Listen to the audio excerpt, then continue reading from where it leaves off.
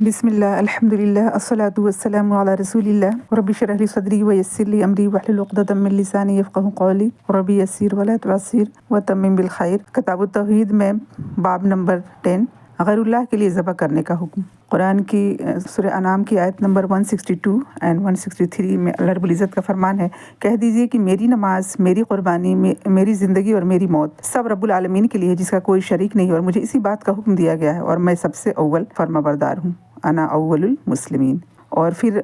سورہ کوثر میں اللہ رب العزت کا یہ فرمان ہے کہ پس تم اپنے رب کے لیے ہی نماز پڑھو اور قربانی کرو، فصلی لربک وانحر۔ اور حضرت علی رضی اللہ عنہ فرماتے ہیں کہ رسول اللہ صلی اللہ علیہ وسلم نے مجھ سے 4 باتیں بتلائیں کہ جو شخص غیر اللہ کے لیے جانور ذبح کرے اس پر اللہ کی لعنت ہے، جو شخص اپنے والدین پہ لعنت کرے اس پہ اللہ کی لعنت ہے، اور جو شخص کسی بدعتی مجرم کو پناہ دے اس پر اللہ تعالیٰ کی لعنت ہے، اور جو شخص حدود زمین کے نشانات کو بدل دے اس پہ بھی اللہ تعالیٰ کی لعنت ہے۔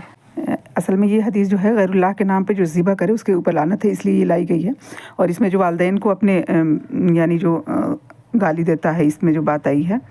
کہ اس شخص پہ لعنت ہے جو اپنے والدین پہ لعنت کرے، تو یعنی کہ والدین پہ تو نہیں کرتا کوئی، لیکن دوسرے کے والدین پہ اگر کوئی غلط بات کہتا ہے، گالی دیتا ہے یا کچھ لعنت کرتا ہے تو اس کو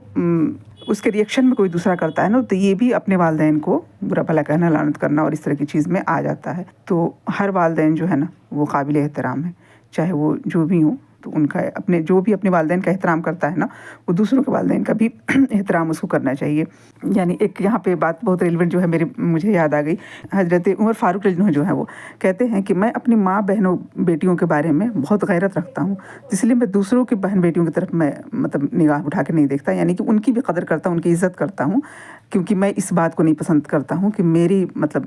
جو خواتین ہیں گھر کی، ان کے لیے کوئی غلط نگاہ اٹھائے۔ تو یہ انسان کا نا اپنا وہ reaction, every action has a reaction ہوتا ہے نا، کہ جو کچھ کرتا ہے انسان وہ پلٹ کے اس کی طرف آتی ہے۔ حل جزاء الاحسان الا الاحسان، نیکی کا بدلہ نیکی کے سوا اور کیا ہے۔ اور پھر آگے اس باب میں ایک اور حدیث ہے، ایک شخص مکھی کی وجہ سے جنت میں چلا گیا اور ایک شخص مکھی کی وجہ سے جہنم میں جا پہنچا۔ صحابہ کرام رضی اللہ عنہ نے عرض کیا، یا رسول اللہ وہ کیسے؟ آپ نے فرمایا 2 آدمیوں کا گزر ایک ایسی قوم پہ ہوا جس کا ایک بت تھا، کسی کو وہاں سے چڑھاوا چڑھائے بغیر گزرنے کی اجازت نہ تھی۔ اس قوم کے لوگوں نے اس میں سے ایک سے کہا کہ چڑھاوا چڑھاؤ، اس نے کہا چڑھانے کے لیے میرے پاس کچھ بھی نہیں ہے۔ انہوں نے کہا تمہیں یہ کام ضرور کرنا ہوگا، خواہ ایک مکھی ہی چڑھا دو۔ اس شخص نے ایک مکھی کا چڑھاوا چڑھا دیا، چنانچہ انہوں نے اس کا راستہ چھوڑ دیا اور وہ اس مکھی کے سبب جہنم میں جا پہنچا۔ ان لوگوں نے دوسرے شخص سے کہا کہ تم بھی چڑھاوا چڑھاؤ، تو اس نے کہا کہ میں تو اللہ کے سوا کسی اور کے واسطے کوئی چڑھاوا نہیں چڑھا سکتا۔ انہوں نے اسے قتل کر دیا اور وہ سیدھا جنت میں جا پہنچا۔